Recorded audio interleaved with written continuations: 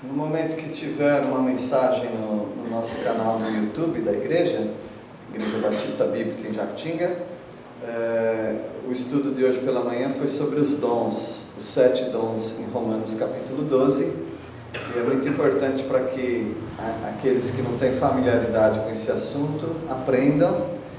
E no boletim da igreja, no grupo de WhatsApp, tem um arquivo que é um teste para você descobrir qual é o seu dom espiritual.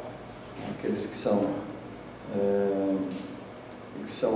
membros da igreja e os que não são membros também podem conhecer qual é o dom, e você sabendo qual é a capacidade que Deus te presenteou, você pode ajudar muito mais no reino de Deus, na obra de Deus. Então é muito importante que você faça o teste. Se alguém precisar de ajuda, eu posso ajudar a responder, tá bom? São 49 perguntas, e você respondendo as perguntas conforme a legenda que existe ali, os 2 dons mais concorridos nessas perguntas são os dons que você tem. Então não é um teste difícil de fazer não, mas é um teste que precisa de atenção e uma própria análise da sua própria vida. Então não é análise psicológica não, é só análise da sua vontade de fazer algumas coisas no reino de Deus. Mesmo que você não tenha exercitado muito, mas talvez você tenha uma ideia, isso aqui eu gostaria de fazer, isso aqui está dentro de mim. Então, vamos ver o que sai, né? Ninguém precisa entregar isso para mim, é só para você mesmo, mas eu me coloco à disposição para ajudar aqueles que precisam de um auxílio nesse teste. Nós estamos estudando Efésios capítulo 4, os encontros do crente com Deus. O crente em Cristo Jesus, ele encontra Deus na unidade do corpo. O corpo de Cristo é a igreja. A unidade já está feita, não precisa fazer unidade, só precisa preservar essa unidade. E a única maneira que você tem de preservar a unidade é vivendo com o Senhor, evidentemente, tendo um bom relacionamento com as pessoas, mas é o mais básico de tudo, que é estar junto com as pessoas. Então, a unidade ela é demonstrada através da proximidade. Então, estar próximo a uma igreja local. Essa aqui está te recebendo de braços abertos, mas caso você não sinta que é aqui, procure uma igreja onde você tenha possa desenvolver a unidade no corpo de Cristo. Isso é muito importante, porque é nessa unidade que você encontra Deus. Essa história de que eu encontro Deus sozinho na minha casa, você encontra muita coisa dentro da sua casa, coisas boas, mas Deus, na unidade, você não consegue encontrar na sua casa. Unidade com o quê? Com a televisão, com a internet, ou talvez com a família, mas a família sua não é a igreja, não é a essência da igreja. A família é uma parte importantíssima da igreja, mas a igreja é um conjunto de famílias, é um conjunto de pessoas. Então o crente, ele vê Deus, ele encontra Deus na unidade do corpo. Se nós fôssemos individuais, aí tudo bem, aí cada um encontra Deus no seu cantinho. Mas como nós somos comunidade, nós somos coletividade, porque Deus fez assim, Ele usa como exemplo o corpo humano. Cristo é o cabeça, mas não existe cabeça sozinha. Cristo é o cabeça de um corpo, e o corpo também, ele não é paralisado. O corpo normal não é paralisado. O corpo normal, ele tem suas funções, e as funções, embora sejam independentes uma da outra, nós dizemos que é interdependente, porque um depende do outro. Tenta bater palma com uma mão só. Né? Para bater palma você precisa das 2 mãos. Então nós precisamos uns dos outros, a fim de crescermos num corpo. Então você vai ver Deus na unidade do corpo. Você vai ver Deus também, você vai se encontrar com Deus na diversidade dos dons. Nós estamos todos juntos, mas para fazer o quê? Primeiro é para fazer alguma coisa. Não existe uma unidade no corpo de Cristo com pessoas que não fazem nada. É deficiente. É como se você tivesse um membro do seu corpo, e a gente não está fazendo chacota nenhuma disso, mas é como se você tivesse um membro do seu corpo paralisado. Algumas pessoas têm alguns membros do seu corpo paralisado, mas não é o ideal. Então, se nós tivermos um corpo com membros paralisados, então isso vai dificultar na locomoção, vai dificultar no próprio funcionamento do corpo todo. Então, um corpo não pode ter membros paralisados. Então, você vai encontrar Deus na unidade e você vai encontrar Deus na diversidade de dons, as capacidades que Deus nos dá. E você vai encontrar Deus nesse corpo, na novidade de vida. A sua vida é nova agora. As coisas antigas já passaram e você que é do Senhor Jesus está nessa unidade desse corpo, na diversidade desses dons. Você tem uma novidade de vida. É uma vida completamente diferente da vida que o mundo propõe para você viver. Então nós vamos ver a segunda parte do nosso estudo, que é esta: o crente se encontra com Deus na diversidade dos dons. A palavra dom vem de uma palavra grega, charis. Charis em grego quer dizer dom, presente. Um bonito nome para se colocar numa menina, né? Charis, presente. Agora, é um presente que Deus dá para os crentes em Cristo Jesus, para que o corpo funcione. Esse presente que Deus dá não é para a pessoa ficar se olhando no espelho e falar: eu fui presenteado com esse dom. Não, dom não serve para nada pessoalmente. Dom sempre é para os outros. O presente que Deus dá é para o funcionamento do corpo. Então você não fica simplesmente se endeusando nos membros do seu corpo. Tem pessoas meio neuróticas que ficam endeusando partes do seu corpo.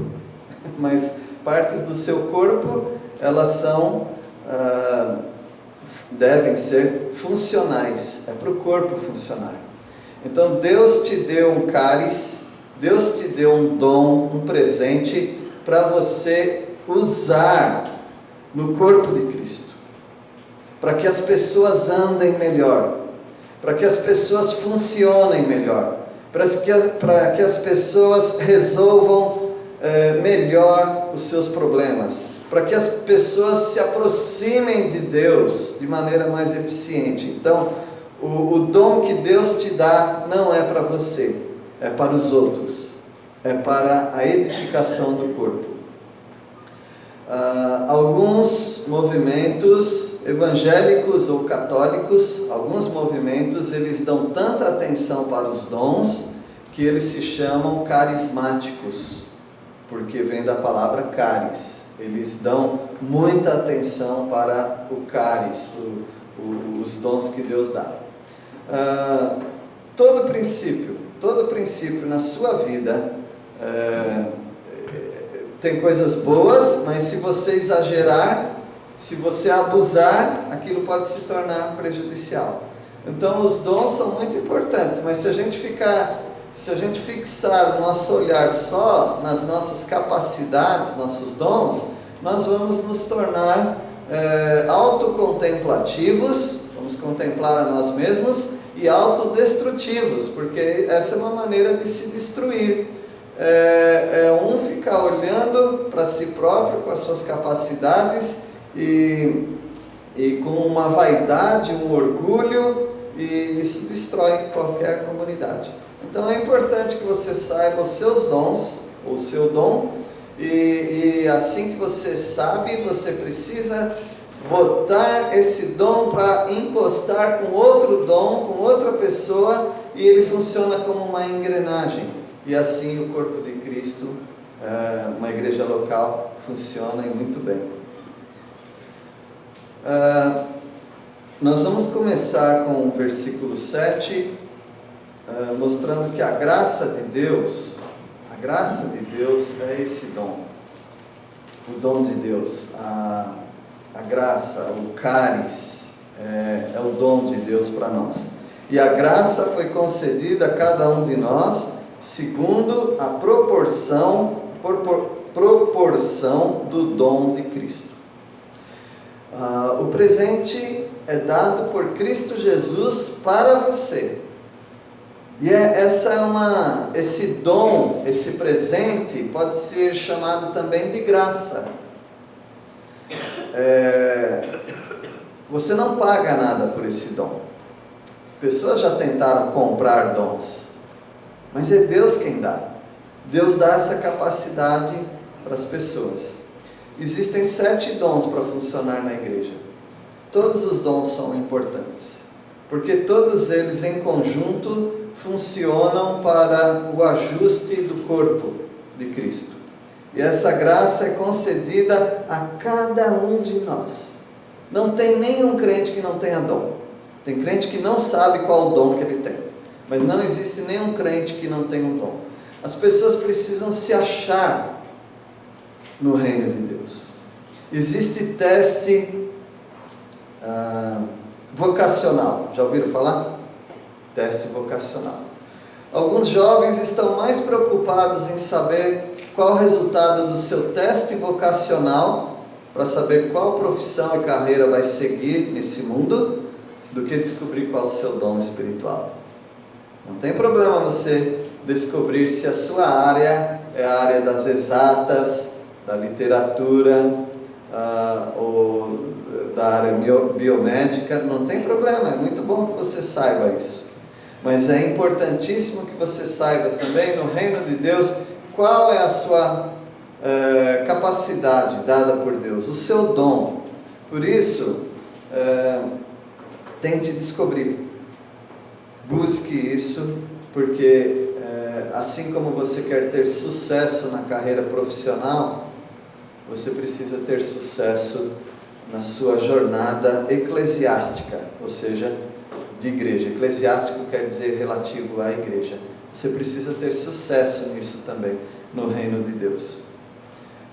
No versículo 8 nós vamos ver que Jesus veio à terra e levou alguns prisioneiros.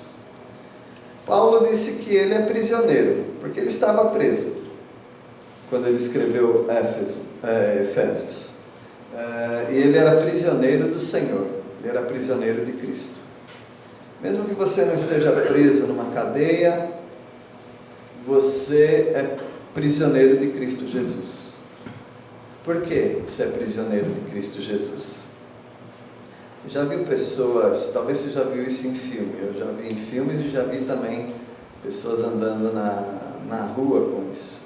Pessoas que são algemadas numa valise, como é que chama aquela? Maleta 007. Numa maleta, já viu isso? A pessoa é algemada. Por que eles fazem isso? Por que as empresas fazem isso? Porque a pessoa não é importante, mas o documento que está na maleta é tão importante que ele precisa levar para um lugar e aquilo precisa chegar ali naquele lugar, a tal ponto que ninguém consegue puxar, a não ser que o pior, né? Não queremos pensar o pior. Mas isso é uma prática. Pessoas usavam isso antes, não sei se ainda usam hoje. Você e Cristo Jesus estão presos. Vocês estão algemados. Você que é de Cristo Jesus, você está preso a Cristo Jesus. Você é um prisioneiro de Cristo Jesus. Para mim é um privilégio ser prisioneiro de Cristo Jesus. A tal ponto de você não pode simplesmente ir para um lugar e deixar Jesus. Você é de Jesus, você leva Jesus para onde você for. E o desejo de Jesus é que Ele te leve também para os lugares onde Ele quer que você vá. Você é um prisioneiro de Cristo Jesus. É uma metáfora, uma ilustração. Nós sabemos que somos escravos de Cristo Jesus, aqueles que são de Jesus. E agora você fica sabendo que nós somos prisioneiros. O Senhor Jesus, Ele subiu até o céu e levou cativo prisioneiros. Quando um comandante entrava num vilarejo, numa cidade e conquistava aquela cidade, ele levava prisioneiros. Esses prisioneiros eram chamados cativos. Então ele levava até a terra dele. Ele ia entrar num cortejo onde multidões já estavam preparadas para receber aquele comandante com aqueles prisioneiros. Aquilo era uma grande honra, porque aquilo mostrava vitória sobre o inimigo, onde ele invadiu para retirar aqueles prisioneiros, aqueles cativos. Alguns cativos eram mortos, mas na verdade a minoria era morta, se precisasse. Mas eles aproveitavam aqueles cativos para serem seus escravos.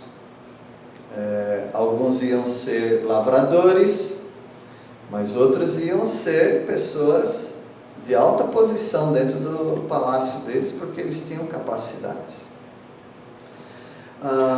O Senhor Jesus, Ele sobe ao céu e Ele leva cativos. Ele já te levou, posicionalmente já falamos sobre isso, você já está com o Senhor na glória. Isso é posicionalmente. Na prática você ainda está aqui vivendo a vida cristã. Ele já levou algumas pessoas do Antigo Testamento, podemos dizer assim, que estavam confiando nele sem saber quem era ele. Eles sacrificavam animais aguardando a vinda de um Redentor. O Redentor veio. E essas pessoas foram transportadas de um lugar do paraíso de Deus para a presença de Deus. Então ele leva cativo. Essa é a vitória. Quem era o inimigo? Satanás. Qual era a cidade? Esse mundo. E ele entra com essas pessoas salvas para a glória. São os prisioneiros do Senhor Jesus. Agora no versículo 8 diz: por isso diz, quando ele subiu às alturas, levou cativo o cativeiro e concedeu dons aos homens. Então o Senhor Jesus, Ele subiu levando salvos, e Ele derrama e despeja dons, capacidades aos homens, mulheres, o povo de Cristo Jesus, aqueles que ainda estão aqui na terra, nós. Mas é interessante a ordem que ele usa, porque primeiro fala que ele subiu, né? Ele subiu. Então, nesse versículo daria a impressão que Jesus era do nosso meio, e ele sobe para o céu, mas não é assim. Usou uma ordem diferente, mas o apóstolo Paulo explica no versículo 9, que só pode subir, se ele era do céu, só pode subir para lá, porque ele desceu de lá. É o versículo 9. Ora, o que quer dizer subiu? Senão que também havia descido até as regiões inferiores da terra. Essa é a ordem certa. Jesus desce da sua glória e ele vem até a terra e ele vive a vida, a missão que ele tinha para viver. Ele morreu a morte que ele tinha que morrer e ele foi colocado nas regiões inferiores da terra. A região inferior da terra, aqui tem uma briga teológica, não quero entrar tanto nessa briga teológica, mas podemos resumir dizendo que o Senhor Jesus foi sepultado. Ele morreu e foi sepultado. E a partir daí ele sobe. Ele ressuscita, fica 40 dias nesse mundo ainda, com o corpo glorificado, ressurreto, e ele sobe de volta para o Senhor. Então provavelmente essas são as regiões inferiores da terra que o versículo está dizendo. Aí você vai encontrar, aquele que vai atrás vai encontrar que não, Jesus desceu até o inferno e lá ele levou pessoas do paraíso para a presença de Deus. Ele anunciou para os perdidos que estão condenados mesmo. Então tem essas questões, mas a ênfase que queremos dar aqui é a seguinte, que Jesus, ele desceu. Como ele desceu? Encarnação. Ele assumiu, ele nasceu como um menininho no berço de palha, e ele viveu aqui como um homem perfeito, sendo o próprio Deus. E depois ele subiu. Então, a encarnação e a ascensão. Encarnação é o Deus se tornando carne para habitar no nosso meio. A ascensão, porque ele ascende, ele sobe ao céu. E ele leva então cativo o cativeiro, os crentes em Cristo Jesus. E ele despeja para nós dons. Versículo 10, ele enche todas as coisas. Isso é a plenitude. Versículo 10. Aquele que desceu é também o mesmo que subiu acima de todos os céus para encher todas as coisas. É o nosso Senhor Jesus Cristo, que é completo em tudo e todas as coisas. É aquele que sobe até o terceiro céu. A palavra de Deus nos fala de terra aqui. Quando você olha, você vê o segundo céu.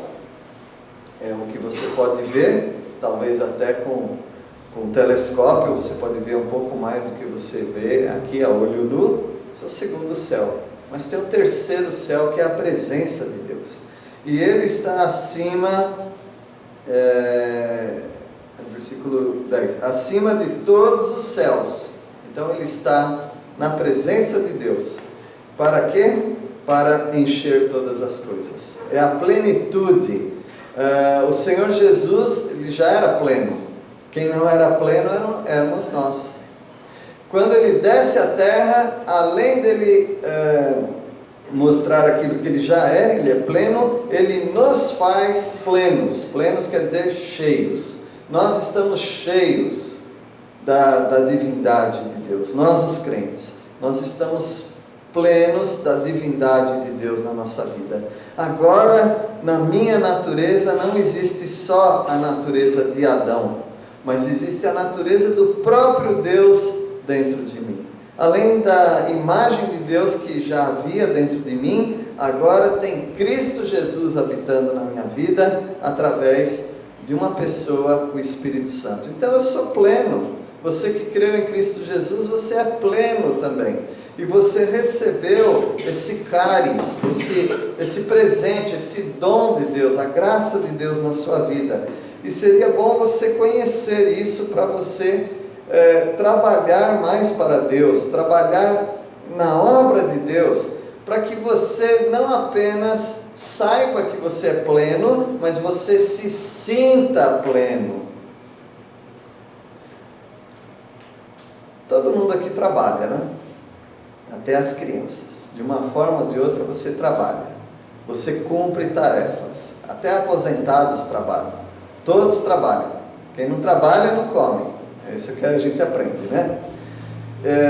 Seja um trabalho ou outro, seja um trabalho mais fácil ou mais difícil, seja um trabalho mais perigoso, menos perigoso, seja um trabalho em que você suja as mãos, outro que a sua mão está sempre limpinha, não tem problema. Todo trabalho, quase todo trabalho é digno e é o trabalho que Deus colocou para a humanidade. Todo mundo trabalha. Será que todos que trabalham se sentem plenos? Não. Tem pessoas que são realizadas no trabalho.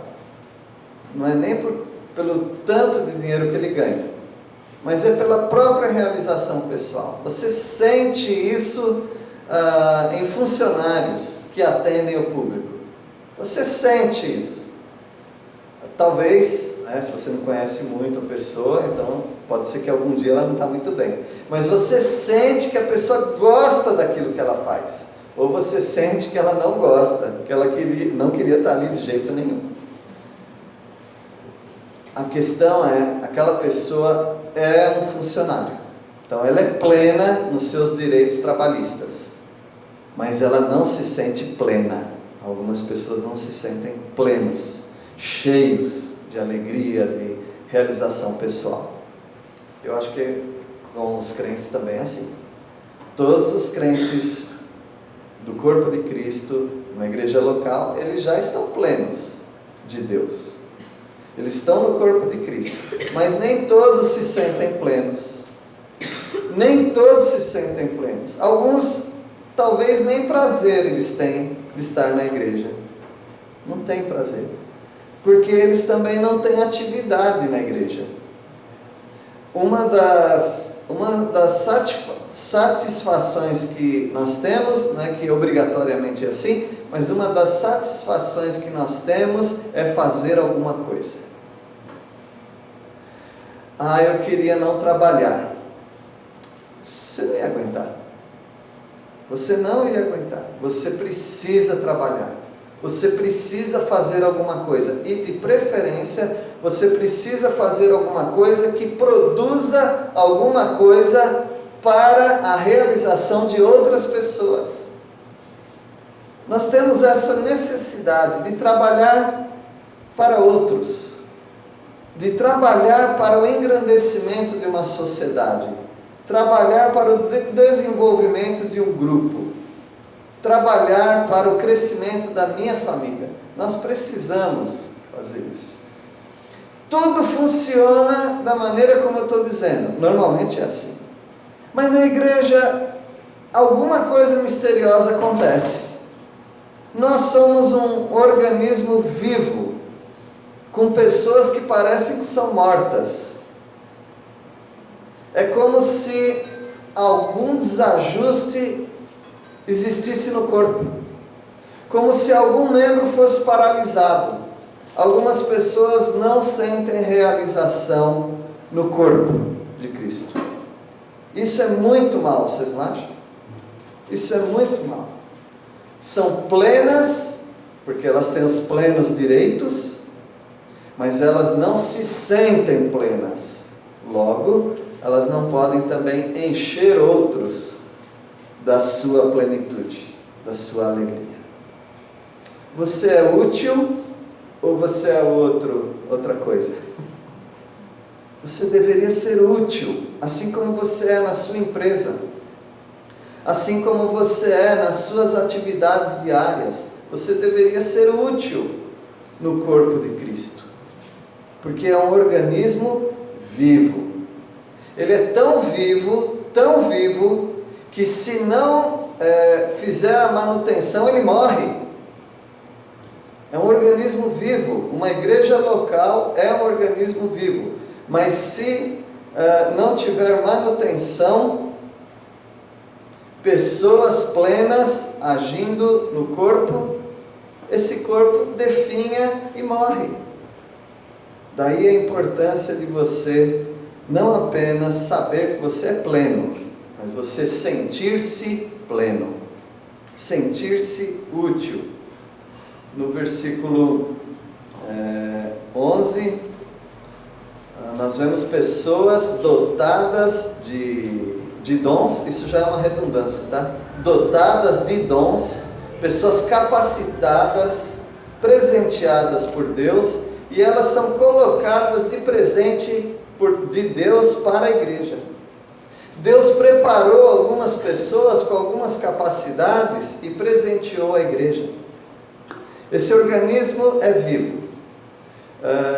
Você que vem à igreja, esta outra igreja, você vem à igreja para aprender as coisas de Deus, você vai notar que tem vida ali. talvez, se você for uma pessoa perspicaz, ou seja, uma pessoa que percebe, se você não está contribuindo para o engrandecimento do corpo, você começa a se sentir um peixe fora d'água. Você começa a sentir, tem uma coisa errada. Ele falou que eu sou do corpo, mas eu não funciono, eu não estou sentindo minha perna. Já teve essa impressão? Não estou sentindo meu dedo. O que aconteceu? Está dormindo. Então você precisa fazer parte desse corpo. Você já faz parte desse corpo, mas você precisa funcionar. E no versículo 10, nós vemos 11, nós vemos um funcionamento aqui desde o início da igreja. Versículo 11.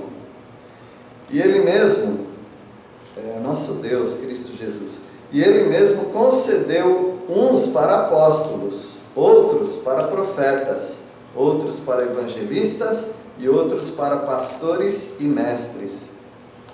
Cristo Jesus, Ele pensou em cada um individualmente, dando dons. Mas Ele teve que pensar também no motor de arranque. Você sabe, né, que o carro anda, o motor dá conta para fazer o carro andar. Mas tem uma coisinha no carro chamado motor de arranque. É ele que dá o start, é ele que dá a partida do carro. Tem carro que quando está com um problema, me parece que até alguns truques você pode fazer, aí o carro anda. Mas quando ele para, de novo você tem um problema. Ele precisa ter o arranque. E Deus, Ele deu, além dos 7 dons de Romanos 12, Ele deu alguns dons, alguns presentes para a igreja que serviu como um motor de arranque. A igreja precisa arrancar, a igreja precisa dar partida. Aí depois vem as outras pessoas exercendo cada uma os seus dons. Uma é o acelerador, a outra é o freio, a outra é o câmbio, a outra é o farol. Entenderam a ilustração, né? Estou falando de carro. E qual é esses dons que juntos eles formam esse motor de arranque? Ele mesmo concedeu um para apóstolos. Esse é o start, essa é a ignição desse carro.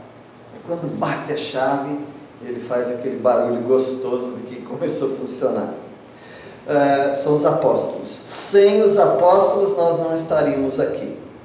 Nós seguimos a doutrina dos apóstolos. Eles que deram início para a igreja.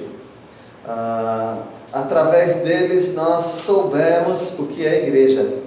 Através deles nós sabemos o que é batismo, o que é ceia do Senhor. Através dos apóstolos nós soubemos o que é uma disciplina na igreja. Através dos apóstolos nós temos as doutrinas que estão no nosso coração, no nosso intelecto. Nós soubemos disso por causa dessa ignição, desse arranque que foi dado na igreja, os apóstolos.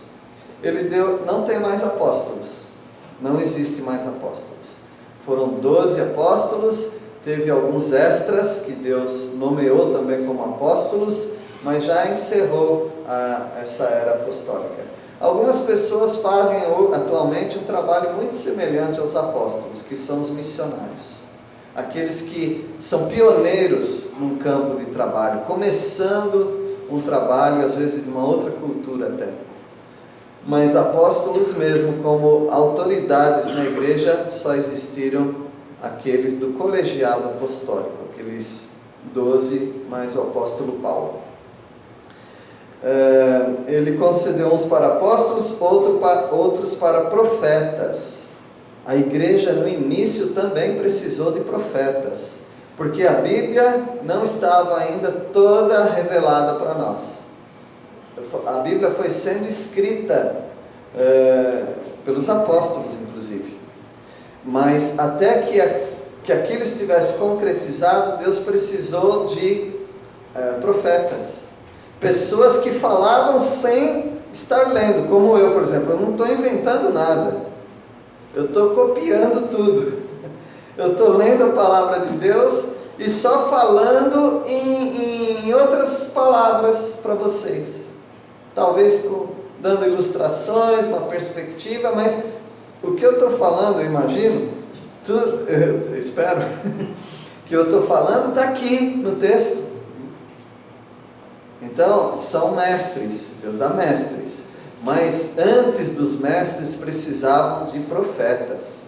Um profeta, a igreja se reunia, o que nós vamos ler? O Velho Testamento, tá bom, mas e agora? E agora o Velho Testamento acabou, e agora como que nós temos que agir na igreja? Alguém sabe? Eu não sei, alguém sabe? Eu sei.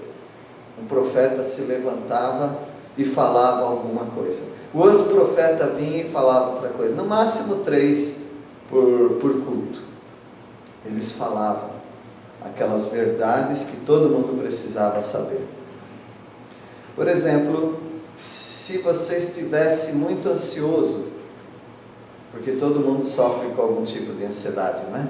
Se estivesse muito ansioso na sua vida, eu não sei o que fazer, não tem um versículo para mim, mas algum profeta poderia se levantar com uma palavra de Deus para ele, dizendo, não fiquem ansiosos, orem a Deus, e Deus vai encher o coração de vocês de paz. É uma coisa que hoje é muito simples, é só você ler Filipenses 4:6, acertei a referência? Filipenses 4:6, eu posso ler, não preciso de nenhum profeta, mas antes eles não tinham as coisas básicas de como engrenar a igreja, como começar a vida cristã. Eles precisavam de profetas. Então ele deu uns para apóstolos, outros para profetas, outros para evangelistas. As igrejas precisavam começar. Como que começa uma igreja? Como começa uma igreja? Alugando um salão, comprando uma propriedade. Não, aí você tem um prédio. Como começa uma igreja? A igreja começa com crentes em Cristo Jesus.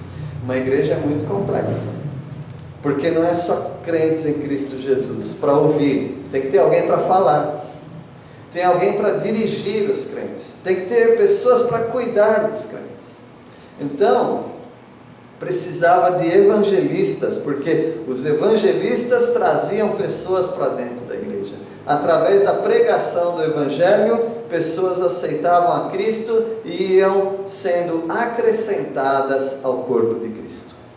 Então eles precisavam de evangelistas, e é claro que precisamos hoje, todos nós somos evangelistas, amém? Amém. E eles precisavam também de pastores e mestres.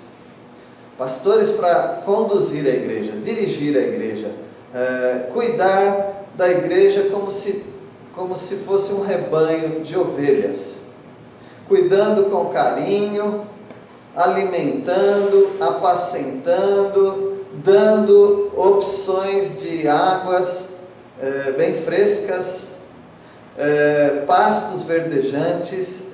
É o trabalho de um pastor, ajudar o povo de Deus a crescer. E também mestres. Algumas pessoas, bom, deixa eu já falar disso, vou falar daqui a pouco. Precisava de mestres, pessoas que liam a Bíblia, o que eles tinham da Bíblia, né? Depois foi sendo acrescentado, e conseguiu entender, e conseguiu explicar. São professores, mestres. Essas pessoas tinham, evidentemente, o dom do ensino também. Alguns comentaristas falam que isso aqui não deveria ser pastores e mestres, mas pastores mestres, dizendo, todo pastor tem que ser um mestre. E já outros dizem, eu já pensei dos dois lados, então eu não sei exatamente o que o versículo quer dizer, mas me parece que há uma possibilidade de ter pastores e mestres. Tem pessoas que cuidam muito bem do rebanho, mas não são bons mestres. Então essa parte fica para pessoas que são mestres, né? Mas de uma forma ou de outra, a igreja precisa de pastor, precisa de mestre ou precisa de pastor-mestre. Esses são os presentes de Deus para a igreja, para dar essa arrancada para a igreja. Hoje nós seguimos nesse arranque que foi dado na igreja. E a igreja é um organismo vivo e ela consegue sobreviver através de pessoas com dons. A igreja não consegue sobreviver sem dons. Alguém me falou assim, mas se uma igreja não tem liderança? Eu falei, então você não tem igreja. Você tem um aglomerado de crentes que estão com a boca aberta esperando alimento. Precisa ter liderança, precisa ter mestre, precisa ter condutores da igreja. No versículo 12, nós aprendemos que os dons, eles têm um objetivo. E o objetivo é a edificação da igreja. Por que você come? Porque é uma delícia comer.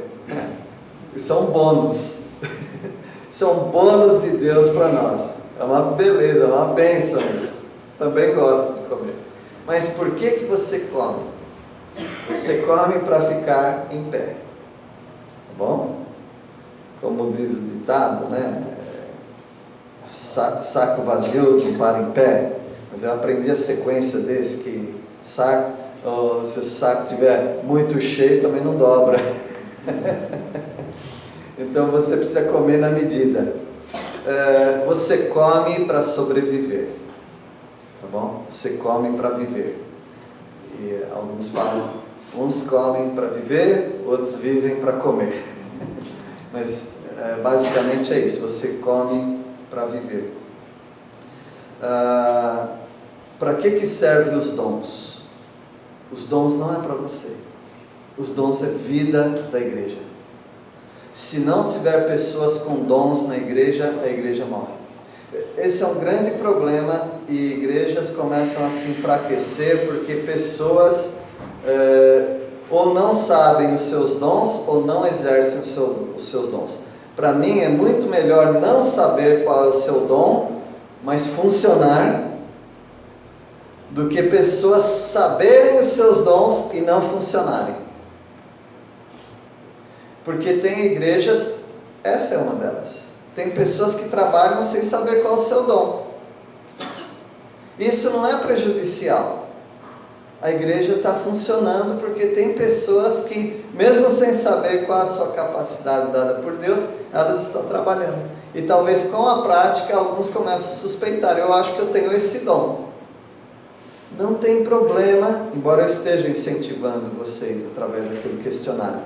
Não tem problema se você não souber qual é o seu dom. Mas tem problema se você não funcionar nesse organismo vivo. Você tem que trabalhar para o Senhor. Começa a trabalhar. Logo você descobre na prática qual é o seu dom. Porque pessoas vão te convidar também para fazer certas coisas, porque há pessoas observando. Mas o dom serve para isso, para manter esse corpo que é vivo funcionando. Versículo 12. Com vistas, quer dizer, Deus concedeu essas pessoas com dons para a igreja, com vistas ao aperfeiçoamento dos santos, para o desempenho do seu serviço para a edificação do corpo de Cristo. É por isso que Deus te deu a capacidade que você tem. Não é para você ficar olhando no espelho e dizendo para você mesmo, ou para o espelho meu, tem alguém mais capaz do que eu lá naquela igreja? Capaz que o espelho responda para você, não, você é o mais capaz. Mas, e você está fazendo o quê? Com a sua capacidade que Deus deu. Você deve pensar na capacidade que Deus te deu com vistas a isso, com o objetivo de aperfeiçoar os santos, os crentes. Eu preciso de aperfeiçoamento. E eu vou ser aperfeiçoado por você. para o desempenho do seu serviço. Tem que ter desempenho. Tem empresa que não conta conversa. Se o funcionário não está desempenhando para o bem da empresa, cai fora. Mas na igreja acontece alguma coisa bem diferente. Há pessoas que não desempenham, mas continuam. Mas você é exortado a desempenhar a sua capacidade que Deus te deu. Para quê? Para edificação. Todo mundo sabe o que é edificação. Nós vemos edificação de prédios. Aí você fala, esse prédio aqui não vai terminar nunca. De repente você está vendo aquele prédio crescendo, crescendo, crescendo. Aprendi com o meu filho que eles medem o desenvolvimento de um país pelo número de guindastes que tem numa cidade. Esses guindastes gigantescos, né? Aquilo é símbolo de desenvolvimento. Então, em alguns lugares você não vê guindaste nenhum. Então você sabe, não está desenvolvendo. Mas tem alguns países, algumas cidades que tem muitos guindastes. Você sabe, ali tem desenvolvimento. Uma igreja, você sabe que ela está se desenvolvendo porque você está vendo os tijolos sendo levantados. Nós somos os tijolos, nós somos pedras vivas. Você vê que uma igreja está funcionando porque as pessoas estão conseguindo se desenvolver na vida cristã. Então você está vendo o crescimento. E poderíamos até colocar aí também, sem exagerar muito, a questão numérica também. Igrejas que estão funcionando como organismo vivo, elas crescem numericamente também. Mas esse aperfeiçoamento dos santos para o desempenho do seu serviço, para a edificação do corpo de Cristo. Tem igrejas que mirram, elas têm celebração do aniversário todos os anos. Tem igreja que tem 50, 60, tem igreja que tem 100 anos. Elas sempre comemoram o aniversário delas, mas cada ano está definhando.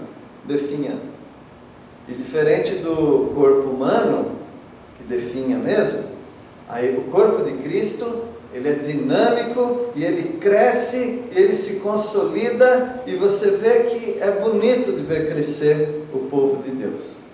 Mas algumas igrejas vão definhando. Versículo 13, unidade, conhecimento e maturidade. Veja aqui essas três palavras. Versículo 13. Então nós vamos nos edificando. Qual o limite? Qual o limite? Tem prédios que tem 10 andares, tem prédios que tem 20, tem prédios que tem 300 andares. Qual é o limite do crescimento do corpo de Cristo, dessa construção? Até que todos cheguemos a quê? A unidade da fé e do pleno conhecimento do Filho de Deus, a perfeita varonilidade à medida da estatura da plenitude de Cristo. Ou seja, o céu é o limite. Não para de crescer a igreja. Porque quando é que nós vamos atingir essa unidade da fé? Todos fervorosos. Não tem limite. Quando que nós vamos ter o pleno conhecimento de Jesus Cristo, Filho de Deus? Não tem limite. Quando que nós vamos chegar a sair da infância para sermos adultos? Varonilidade, varões. Quando é que isso vai acontecer? Não tem limite. Até a medida da estatura da plenitude de Cristo. Quando que nós vamos ser iguais a Cristo Jesus? Não tem limite. Nós vamos crescendo, crescendo e crescendo sempre.